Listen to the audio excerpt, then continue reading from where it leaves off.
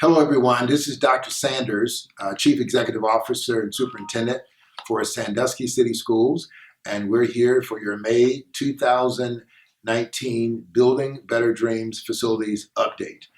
I'm here with our friend, Rick Kusmer, who is an official with the Mosier Construction Company. Mosier Construction is our new construction management team. They're off to a terrific start. Glad to have Rick here with us today. And so we'll get started by asking Rick a little bit about his background and how you come to be a part of the Sandusky project. Sure.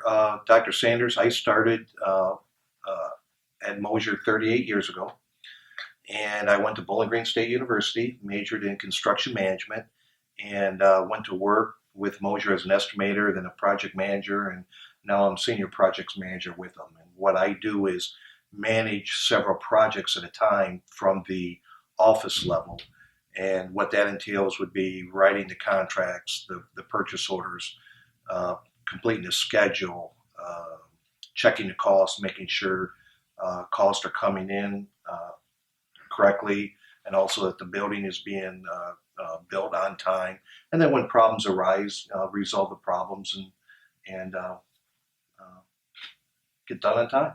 Well, we're glad that someone with your background and experience is on our job here. And as people are driving by Hayes Avenue or over near Ontario Street, they're certainly seeing a lot of activity going on.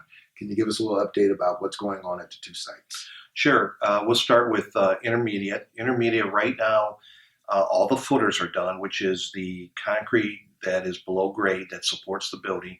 They are all complete and backfilled, and the masonry has started.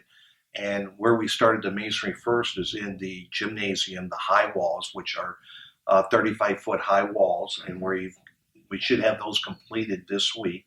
And while we're doing that, we have the plumber and electrician doing the underground in the other areas, and they're coming along very well. They've probably completed almost half of the underground installed. We've got a third of the slabs poured, the slab on grade poured. And structural steel is coming in 2 weeks. And so once structural steel comes, you'll start seeing a building enclosed looking like a building. Over at Ontario, same situation. All the footers are complete. We've started the underground with the mechanical and electrical. It's a smaller project, so they're probably halfway done there. And we've started the masonry in the gymnasium area. So we're doing also site work, the sewers, the storm sewers, sanitary sewers, and putting in the roads over there.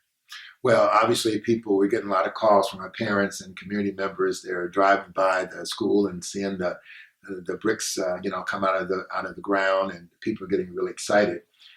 So obviously, being on time and on budget is critical, and we're excited to open both Ontario and the intermediate school August of 2020.